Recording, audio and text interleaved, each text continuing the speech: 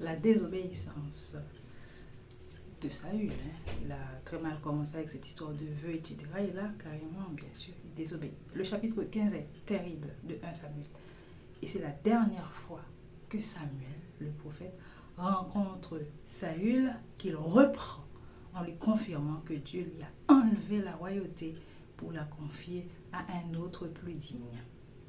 Au lieu de dévouer Amalek par interdit, le peuple Amalek, les Amalécites par interdit, ça veut dire, c'est un truc très bizarre, mais à l'époque, dévouer par interdit, ça veut dire tout détruire, tout brûler, tout tuer, y compris les personnes.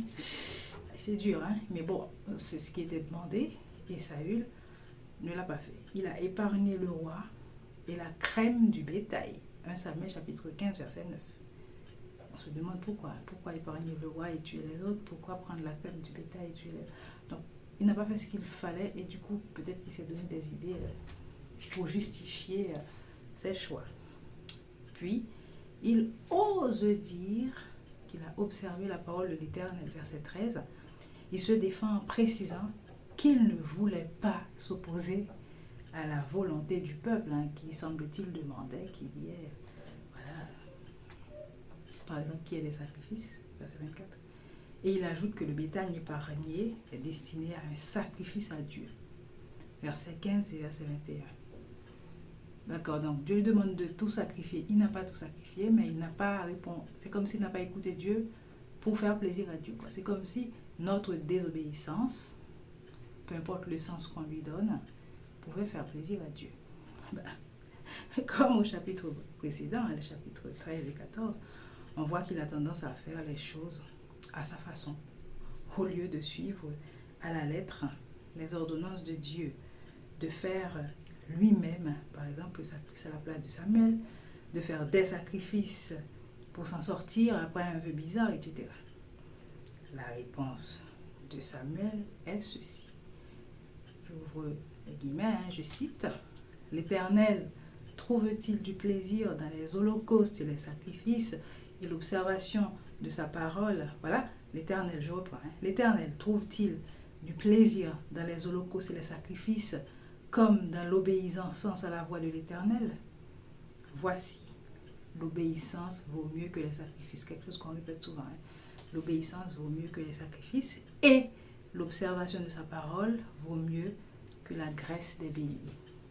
L'obéissance vaut mieux que les sacrifices et l'observation de sa parole vaut mieux que le sang des béliers, que la graisse des béliers. Verset 22, fin de citation. Avant, je croyais que ce passage opposait la volonté absolue de Dieu, ce qu'il demande, même si ça nous paraît illogique qu'il le demande, etc. Je pensais que le passage opposait cette volonté et les bonnes intentions humaines. Comme quoi Dieu te demande de faire quelque chose, mais tu as de bonnes intentions et tu ne le fais pas. Et donc, du coup, je me disais, c'est un peu injuste aussi parce qu'on désobéit, mais parce qu'on a de bonnes intentions, etc. Bon, c'est comme ça que je le voyais, donc ça me paraissait bizarre. Mais en lisant chapitre après chapitre, en regardant un peu l'attitude de Saül et le personnage en soi, pour le coup, ce que j'ai compris, c'est que la volonté de Dieu envers Amalek a été bien explicitée à Saül, en référence à l'histoire de la sortie d'Égypte, à la marche vers Canaan, les versets 2 et 3. Donc Samuel a tout expliqué à Saül. Et Saül, est-ce qu'il avait une bonne intention? Même pas. Il a juste trouvé le bétail trop beau, c'est de la convoitise. Et on voit bien qu'il a tendance à ne pas prendre au sérieux ce qui est désigné comme sacré. Ne pas prendre au sérieux ce qui est désigné comme sacré. Il n'a donc aucune excuse, aucune excuse. Il n'y a aucune raison là, il n'a aucune excuse en fait. Je n'ai aucune excuse en profanant délibérément, en choisissant délibérément de ne pas respecter certains principes.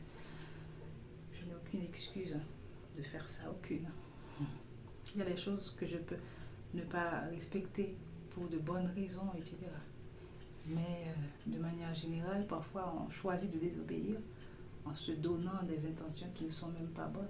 Et ça, Dieu ne plaisante pas avec ça. En tout